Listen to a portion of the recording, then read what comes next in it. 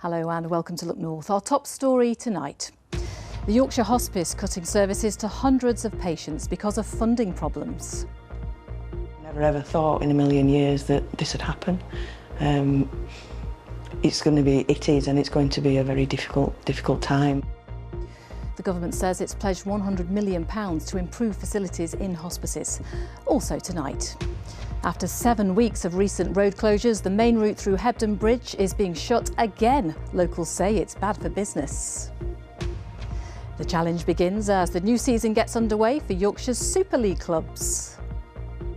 Roses are red, violets are blue. Have I got a Valentine's Day gift for you?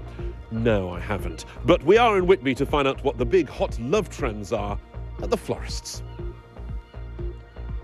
And after a grey week, we saw a little bit of blue sky today. There was some sunshine for some of us.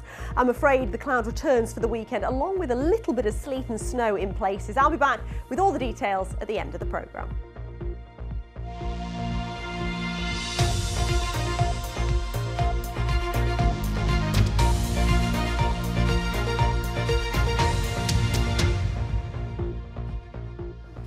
Good evening and welcome to Friday's Look North.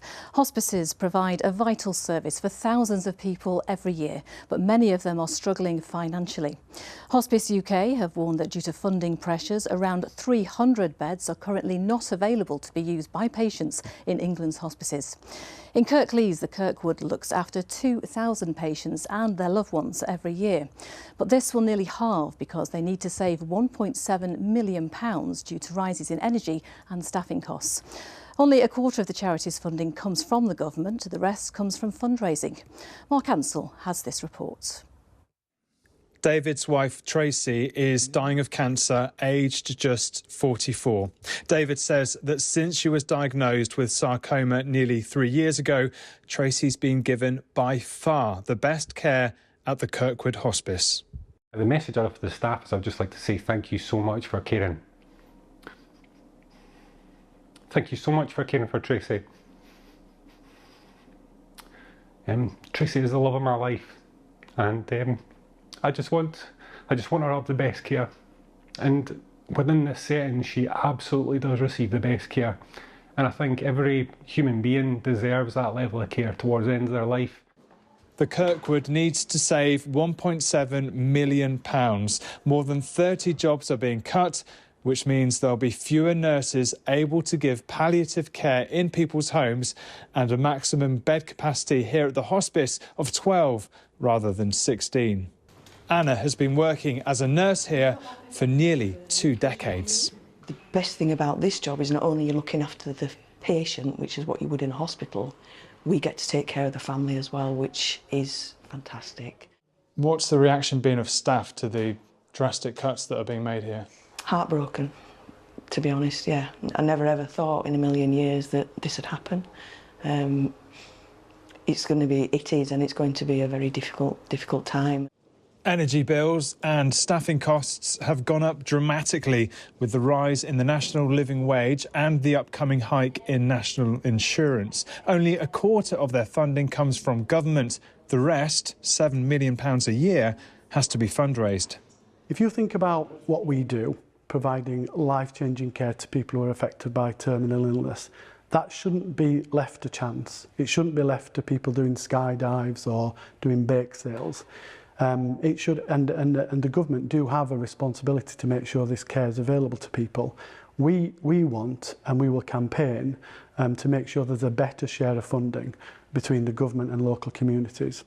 In a statement, the Department of Health and Social Care says we recently announced the largest investment in hospices in a generation. This £100 million fund will improve facilities and allow hospices to focus their attention and wider resources on providing the best care to patients. However, this doesn't help the Kirkwood with their ongoing costs. Rachel has been cared for by the charity when the pain caused by radiotherapy was out of control. There is something very unique and special about Kirkwood, and each of them contribute to that part of the jigsaw. So whether it's the volunteers that come and refresh your water or help with the lunch service, whether it's the people that provide the amazing food, honestly, it's restaurant quality, it's gorgeous. And when you're not feeling great, having lovely food really helps, right the way through the nursing staff that give such great care. I think thank you will be the main message, and you're all valued. Nearly 40 years of caring for people in Kirklees at the end of their lives. But what they can offer at the hospice and in the community is going to be much more limited. Mark Ansell, BBC Look North, Huddersfield. Next tonight, it's just 3 weeks since major roadworks came to an end in Hebden Bridge, much to the relief of local businesses and residents. The A646 Halifax Road had been closed for 7 weeks for sewer repairs, but tonight it will close again for a further 10 days. Locals have written an open letter to Yorkshire Water about the detrimental effects the road closures are having. Phil Bodman's been speaking to those affected. This popular Calder Valley town has a well-established reputation for its variety of independent shops, cafes and market. But traders say roadworks risk undermining their viability. We've seen 4 businesses in Hebden Bridge go under during the time the last was closed. People are just hanging on. Businesses are hanging on to kind of trade through this, and they're going to close the road again for 10 days. But I don't think it's been looked at in the way that would not impact businesses. In December, the main A646 Halifax Road between Hebden Bridge and Todmorden was closed for emergency sewer work for 7 weeks.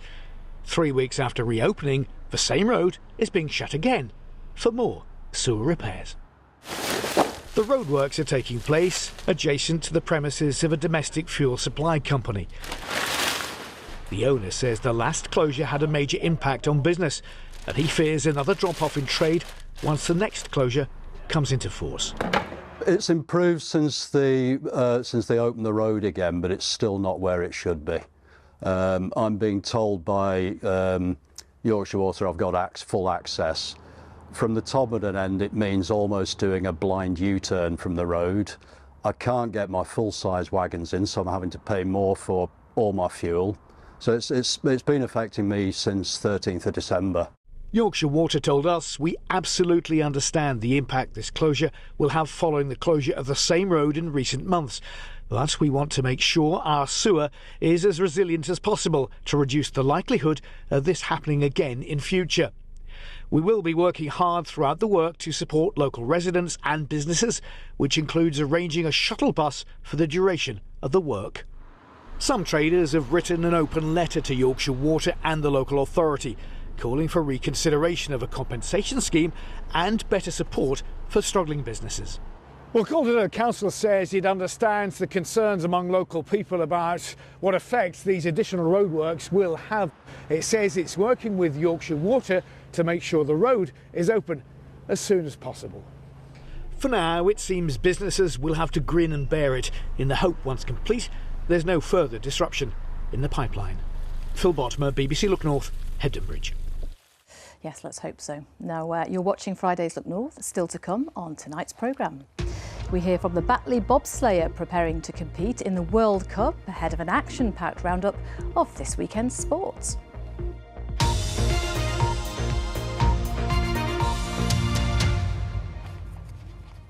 Some more news from around the region now, and a man has appeared in court in connection with a 33-hour armed standoff that happened in Sheffield earlier this week.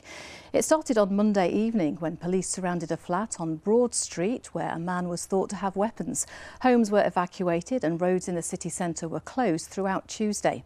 In court today, 47-year-old Jacob Yunus from Sheffield denied all the charges put to him, including a fray, bomb hoax, criminal damage and causing a public nuisance. He's due back in court next month. A man has been found guilty of defrauding Leeds City Council out of more than £700,000 by pretending to work for Greggs. Aftab Baig from Glasgow claimed small business grants during the coronavirus pandemic from Leeds City Council against 32 properties of the bakery's branches, but he had no links to the company. He'll be sentenced at Leeds Crown Court next month. Now, residents in Scarborough have been lending some people power in the fight to clean up the town's seawater.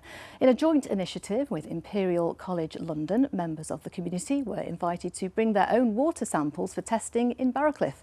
Carla Fowler has been to see what they found. Everyone here wants cleaner seawater for Scarborough, and they're prepared to help.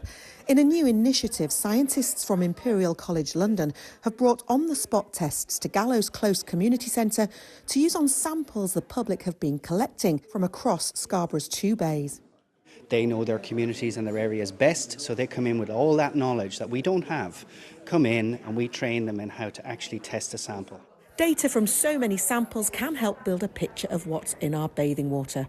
South Bay is consistently rated poor by the Environment Agency, but now North Bay has dropped from good to sufficient, and local people are ready for action.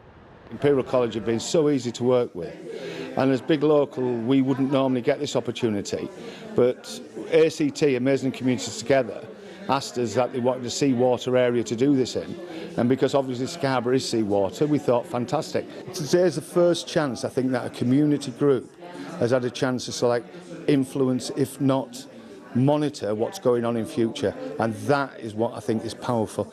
So earlier in the day, we gathered our own sample of seawater in front of Scarborough Spa for testing.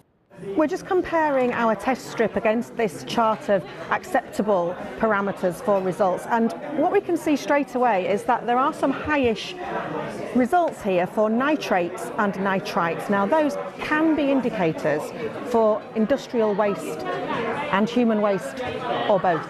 Single results are never definitive, which is why more people are needed willing to join the study.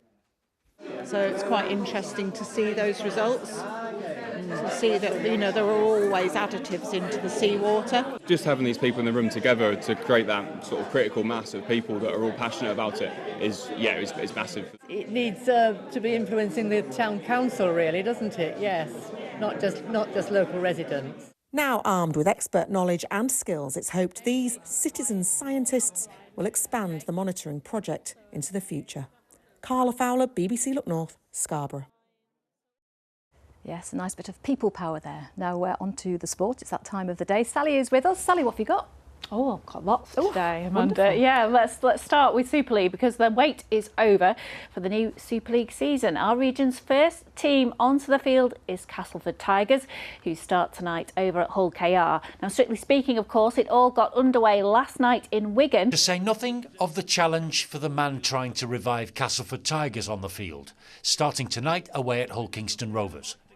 Danny Maguire knows full well how much he has to fix after Cass were knocked out of the cup by Bradford Bulls last Sunday.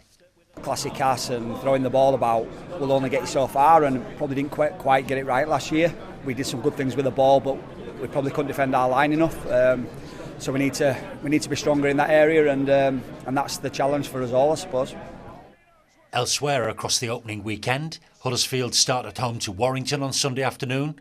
The first All-West Yorkshire derby is tomorrow at Headingley, where Leeds Rhinos host Wakefield Trinity. After a season spent in the Championship rebuilding their stadium as well as the club, Wakefield Trinity's challenge is the usual one for newly promoted teams back into Super League. You get rattled here in this game. You can't coach for as long as I have without having some tough periods. We've rebuilt the club. We've done everything that we've been asked. Matt Ellis, the owner's done everything that's been asked. And I just feel like we're in a great position to go and challenge everybody now in Super League. Now, a snooker player from Doncaster is celebrating after Thai Airlines confirmed they will transport his wheelchair to the World Disability Snooker Championships. Matthew Lester, who has cerebral palsy, had spent 5 weeks waiting to hear if he would be able to fly next week. He's the number 2 seed in the contest and is feeling confident about his chances. So I've got as good a chance as anybody else in it, and I've been putting in a lot of practice, so yeah, I'm fairly confident. Great Britain's bobsleigh team are competing in Norway this weekend in the World Cup in Lillehammer. Leon Greenwood from Batley is part of the four-man sled. It's a gravity-defying sport that requires nerves of steel, and Great Britain are fresh from success in Germany, where they won gold in the World Cup in Winterberg. Leon says he wants to inspire the next generation of athletes. Coming from like a small town in West Yorkshire, you know, there's not many opportunities that you get given. So what I will say is any opportunity that I got when I was a kid, I just took it and I just progressed it and progressed and progressed. So I guess just what you said there, I am trying to just, you know, inspire the next generation and say, you know, you can do anything if you just put your mind to it and just take any opportunities that come. An exciting one to watch, that. Absolutely, like a bit of bobsleigh. Everyone loves a bit of bobsleigh. Thank you very much, Sally. Now, what was your first job? Mine was selling fruit and veg in a supermarket, and I do remember that I earned £1.26 an hour. Well, my next guest used to work behind the bar at the Yorkshire Playhouse, and now he's about to star on the stage of their new production. Tom Lewis has appeared on some of TV's biggest dramas too, and earlier I caught up with him and asked him what the new play is all about. So basically it's a modern adaptation of an 1800s play called House Party that's based on Miss Julie, and basically it's about an aristocrat that falls in love with her father's valet, and they have a bit of a frisson and stuff kind of happens. But as it's going on, it's set during a house party, and we've basically changed it so everyone's 18, it's set now, and it's about an 18th-year-old birthday party that kind of goes wrong. And there's lots of, you know, throwing up in the corner, someone snogging someone's best friend. It's all loads of drama happens, but yeah. I'm going to say what could possibly go wrong with yeah, that it's just, yeah, exactly. It's one of the most chaotic scenes ever, but it's great. And it just makes really, really good theatre, so it's perfect. Now, many of our viewers will know you from Gentleman Jack. Yeah. How does it differ from being in a TV drama to being on the stage? You know what, it's kind of, people always ask that, and it's kind of similar. It's one of those things that, like, if you're able to do, one of the things they taught us at drama school is, like, if you're able to do Shakespeare, then you can kind of basically do everything. The only thing about TV I always get confused about, like, hitting my mark and, like, having continuity and having to pick certain things up at the same time, but the acting is pretty much similar. Now, you're a Leeds lad. It must be great to be back home for this. Yeah, it's fantastic. Yeah, I get to stay with my dad when we're performing, so it's brilliant. It's really, really nice. And I worked at the Playhouse when I was a teenager. I'm going to say, tell us about this. Yes. You had some more humble beginnings at the Playhouse. Yeah. So I started as an usher, volunteering when I was like 14, and then I was able to like work behind the bar and on reception, and then I went straight to drama school, and I've not been back since. So literally my first walk straight into the Playhouse for rehearsals, I was like, oh my God, I've not been here in like a decade. It's insane. Wow, and now you're coming back and now I'm going to be on the stage. Yeah, it's really exciting. It's really weird. We had a tour of the theatre the other day, and I thought, I've literally not been here since I was a teenager. And I always wanted to, yeah. It's crazy. Wonderful. Well, it sounds fantastic. I was going to say best of luck. We shouldn't say that, should we? Break a leg. Yeah, break a leg. Thank you. Yeah. Thanks for coming in, Tom. Thank you very much. Cheers. Thanks for having me. Yes, that's the House Party at the Leeds Playhouse, which starts next Friday. Now, a project at the Royal Northern College of Music hopes to raise money for groundbreaking research into Parkinson's disease through writing music inspired by those living with the condition. A man from Thurleston in South Yorkshire is involved in composing the pieces and says it's helping him manage his symptoms, mood and daily routine. Lindsay Prosser has more. For the first time, Mick is hearing the piece of music he inspired.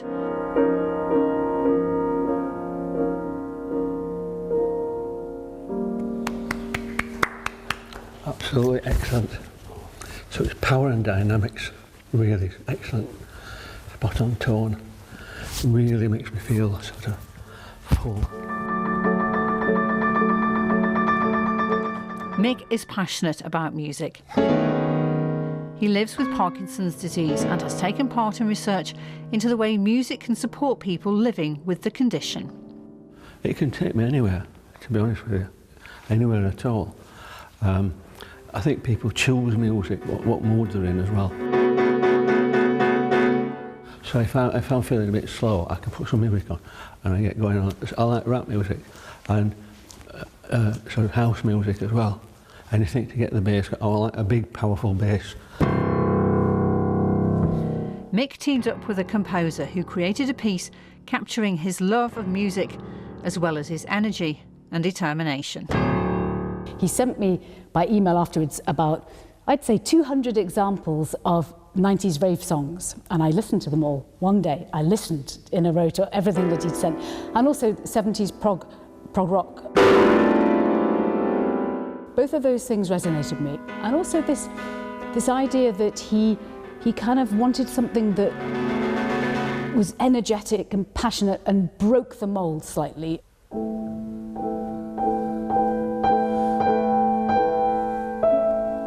In all, there are 10 compositions, and it's the first time music has been composed in collaboration with people living with Parkinson's. For Mick, the new composition reflects who he is. For me, Parkinson's is just a big pain in the arse. It really is. But I'm more positive. I go out, I exercise and do all sorts of things. I do exactly the opposite of what people think I would do.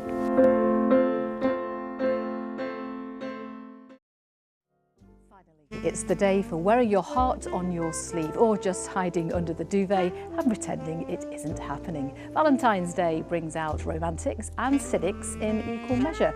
We sent our own stupid Cupid, Tom Ingle, to Whitby to see if the town is ready for love. Love, exciting and new. Look, it's my love boat. Yes, it's that day when all over the world, hopeless romantics everywhere bait their hook with something fresh in a hope of getting some young beau to tug on their rod, and maybe it will all end in a trip up the aisle. Something like that anyway. So, how is Whitby tackling Valentine's Day 2025?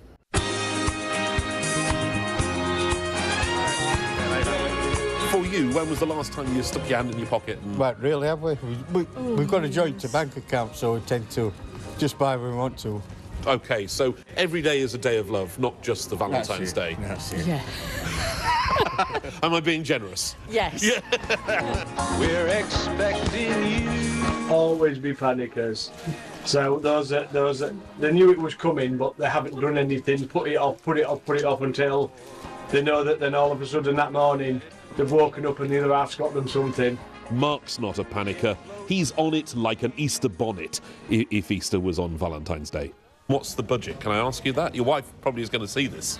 Oh, right, mid-range, 30 to 50. Blimey, that feels to me top of the range, sir. Well, yeah, I mean, yeah, special ladies in your life, yeah.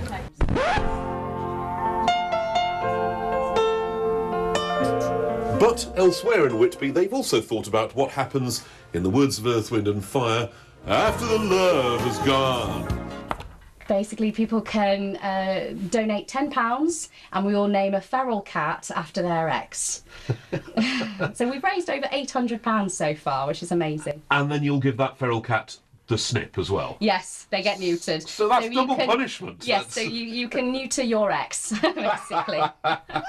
Are there any cats named Tom at the moment? There are no cats named Tom at the moment. No. Yes. The most common name we've had come in has been Mark. A lot of bad marks out there. A lot of bad marks, yeah. Here, kitty, kitty, kitty. Wow! Right, you're first in line for the chop.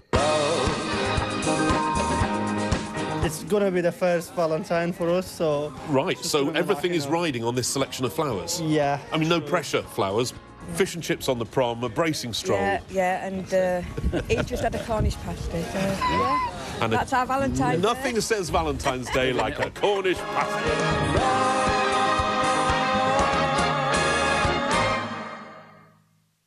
I tell you what, I'd settle for a Cornish pasty. I hope you've got a couple under there, actually. That would be From a nice, late shift. considering how romantic we've... Oh, I tell you what, we've made all the effort. Did you get a card today, Keely?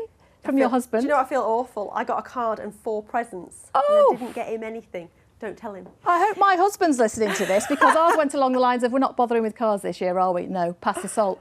So that's the romance in our house. Oh dear. Well, at least you don't feel guilty like And I've got I to quickly ask you, your cats, what are their names? They're Gary and Tony. No, they were not named after exes, Okay. but yes, they are neutered, in case anybody's watching. I'm a responsible owner, right. Would you believe it, on Valentine's Day, we actually saw some sunshine. You know, it's been in very short supply. We've not seen any of it all through the week, so we did see some blue skies, although most of them seem to have been chopped off there. The second picture should show a few more. So yeah, we did have a bit of sunshine, particularly in western parts. But temperatures only got up to 4 degrees. Keep your weather pictures coming in to the Weather Watchers page, or you can tweet us, or we're on Instagram to Keeley.Donovan. So it is a cold weekend. We even have a little bit of snow in the forecast. So the snow, we could get a few centimetres perhaps across parts of the North York moors. And actually there is the risk of some freezing rain across Pennine parts first thing tomorrow. So watch out for ice there. It's all courtesy of this weather front pushing up from the southwest. High pressure moving out of the way. It'll continue to move eastwards as the Atlantic truly takes over through next week. It will become more changeable, but temperatures will also creep up. Sunday doesn't look like a brilliant day either. It will still be quite cold and damp. So yes, we did have a lot of cloud, but we saw some breaks in that cloud edging in, particularly from the west, to allow us some spells of sunshine. Still some breaks in the cloud out there at the moment. 1 or 2 spots are already down to freezing, and it's a cold night with thickening cloud from the southwest. 1 or 2 spots of drizzle, and then that rain will set in later in the night, away from the hills, away from the Pennines. It may well turn to sleet and snow in a few spots as well. More on that in a moment. Temperatures overnight back to freezing. So let's have a quick look at those high water times. 6:15 or 6:14 in Bridlington and just gone 6 o'clock in Filey. So you will start the day with outbreaks of rain spreading up from the southwest. Could turn a little bit wintry away from the hills. We could get a few centimetres across the North York moors. We could get the odd dusting elsewhere, but generally it won't settle to lower levels, and it all fizzles out later in the day. But it's a bleak, cold day with temperatures only reaching around 2 to 4 degrees. And I'm afraid it doesn't look brilliant for Sunday either. A lot of cloud, the odd snow flurry around, a little bit of drizzle in places, and it's still a cold day on Sunday as well. Chilly into Monday too. Those temperatures creeping up as we head through next week, but it's half term, so you've guessed it. We've got a changeable forecast with some rain at times. Amanda. Sounds about right. Thank you very much, Killy. Well, I must let you get off to your romantic meal for 2. I need to get some flowers from the garage, don't I? Yeah, he won't be watching. We'll be fine. Thank you very much. Now, all day we've been asking for your Valentine's messages, and it turns out you're quite a romantic lot. We'll leave you tonight with a selection of your declarations of love.